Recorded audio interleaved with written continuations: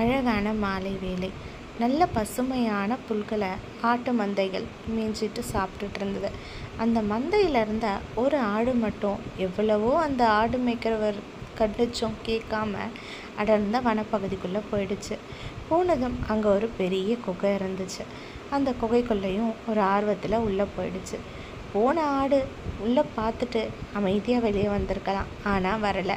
அங்கே ஒரு சிங்கம் நல்ல ஆழ்ந்த தூக்கத்தில் இருந்துச்சு. அந்த சிங்கத்தை என்ன பண்ணுச்சுன்னா ஆணவத்தோடு பேசுச்சு. ஏய் சிங்கமே, ஒழுங்கா மரியாதையா இந்த இடத்த விட்டு இப்போவே ஓடிடு, இல்லைனா இப்போவே உன்னை கொன்னுடுவேன் குத்தி அப்படின்னு மிரட்டுச்சு. அந்த சிங்கமும் வேற ஏதோ பெரிய மிருகம், தன்னை விட பயங்கரமான மிருகம் தான் வந்துடுச்சு அப்படின்னு நினச்சிக்கிட்டு வேகமாக குகையை விட்டு வெளியே வந்தது. அந்த தருணம் தான் அந்த சிங்கத்தோட மந்திரியார் அங்கே வராரு. வந்ததும் சொல்கிறாரு, என்ன சிங்கராஜா, நீங்கள் இந்த காட்டுக்கே ராஜா அப்படின்னு ரொம்ப கம்பீரமாக சொல்லிக்கிறீங்க. ஆனால் ஒரு சின்ன ஆடு, அதை பார்த்து இப்படி பயந்து வெளியே வந்திருக்கீங்களே, அதுவும் நீங்கள் உணவாக எடுத்துக்க போகிற ஒரு ஆடு, அதை பார்த்து இப்படி பயந்து வந்திருக்கீங்களே அப்படின்னு சொன்னதும் அந்த சிங்கத்துக்கு இன்னும் ரொம்பவும் கோவம் வந்துடுச்சு. அதே கோவத்தோடு உள்ளே போய் அந்த ஆட்டை சாப்பிட்டுடுச்சு.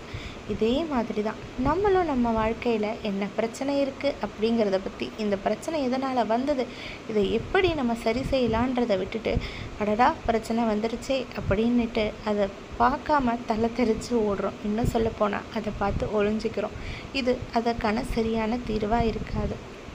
அது எந்த சூழ்நிலையாக இருந்தாலும் உங்களுக்கு பிடிக்கலை, ஒரு கடினமான சூழ்நிலை அப்படின்னா அதிலிருந்து எப்படி வெளியே வரலாம், அந்த சூழ்நிலை உருவாக காரணம் என்ன, அது மறுபடியும் உருவாகாமல் எப்படி தடுக்கலாம் அப்படிங்கிறத பற்றி யோசித்து செயல்பட்டோம் அப்படின்னா நம்ம வாழ்க்கை அப்படிங்கிறது ரொம்பவும் சிறப்பாக இருக்கும். இந்த கதை நான் கேட்டதில் எனக்கு ரொம்ப பிடிச்சது. இதை எழுதினவங்களுக்கும் சொன்னவங்களுக்கும் என்னுடைய மனமார்ந்த நன்றிகள். உங்களுக்கும் இந்த கதை பிடிச்சிருக்கா? நீங்கள் உங்கள் வாழ்க்கையில் இந்த மாதிரி எந்த ஒரு பிரச்சனையை கண்டு ஓடுறீங்க? அப்படி இருந்தால் அதை விட்டுட்டு ஓடாமல் தயவு செஞ்சு கொஞ்சம் நின்று நிதானமாக யோசிங்க, அதிலேருந்து வெளியே வாங்க. உங்களுடைய சந்தோஷமான வாழ்க்கையை சந்தோஷமாக வாழுங்க. யாருக்கும் எந்த தீமையும் இல்லாமல் நல்லதை மட்டும் நினைப்போம், நல்லதே நடக்கும்.